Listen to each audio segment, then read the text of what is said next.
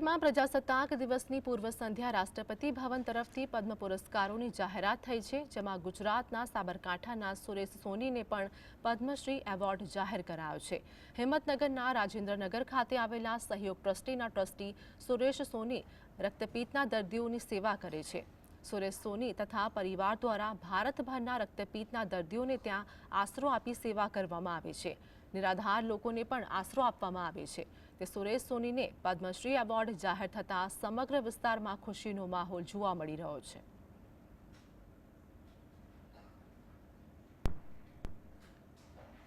ખૂબ ખૂબ આનંદ થયો।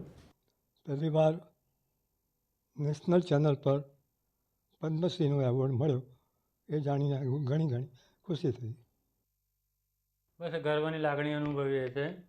અત્યાર સુધી નેશનલ લેવલના કે સ્ટેટ લેવલના લગભગ 100 એવોર્ડ મળી ચૂક્યા છે પપ્પા મમ્મીને સંસ્થાને। આ સૌથી મોટો એવોર્ડ છે અમારા માટે, બહુ ગર્વ થાય છે। સુરેશભાઈ સોની એટલે કે મારા પપ્પા છેલ્લા 54 વર્ષથી રક્તપિત્તગ્રસ્તોની સેવા કરે છે। મંદબુદ્ધિના, મોટી ઉંમરના ભાઈઓ બહેનો અને સ્ક્રિઝોફ્રેનિયાવાળા પેશન્ટની પણ સેવા કરે છે। સાબરકાંઠામાં અમને 36 વર્ષ થયા। એ પહેલાં તેઓ વડોદરાની MS યુનિવર્સિટીમાં પ્રોફેસર હતા અને ત્યાંથી નોકરી છોડી અને એમણે લેપ્રસીના દર્દીઓ માટેનું કામ શરૂ કર્યું। અત્યારે સહયોગ આશ્રમમાં 1056 માણસો નવું જીવન જીવી રહ્યા છે।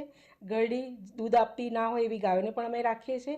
અમારા સૌ આશ્રમવાસીઓ અને દાતાઓના અમને ખૂબ ખૂબ આશીર્વાદ મળ્યા છે। આ તબક્કે હું પરમેશ્વરનો પણ ખૂબ ખૂબ આભાર વ્યક્ત કરું છું।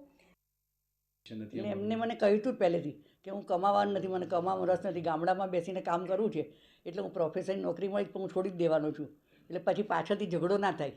અને મેં સ્વીકારી લીધું હતું કે એમને જે કરવું છે એમાં હું સાથ આપીશ, જેટલો થશે એટલો સાથ આપીશ, પણ વિરોધ તો નહીં જ કરું। તમને કંઈ પત્ર લખ્યો તો પત્રમાં શું હતું? એ 17 પાનાના કાગળમાં એમણે લખ્યું કે એમને કેવી પત્ની જોઈએ છે, કે દાગીના ના માગે, બંગલા મોટર ના માગે, પેલું હિમાલય ગોદનું છે ને ચાંદથી મહેબૂબા હો મેરી, એ ગીત લખ્યું હતું એમાં। અને મને એવું થયું કે આ તો ખાલી એ વાતો જ કરે છે, એટલે લગ્ન પછી સુધરી જશે અને હું અમદાવાદની છું, સુધારી નાખીશ। પણ એમની સાથે રહીને હું સુધરી ગઈ અને એમના વિચારો પ્રમાણે હું જીવી અને જે બધા મારા બાળકો પણ મારી રીતે મને સાથ આપે છે એટલો આનંદ છે। નહીંતર અમે બે એકલા હું કરવાના, બધાનો સાથ છે કુટુંબનો।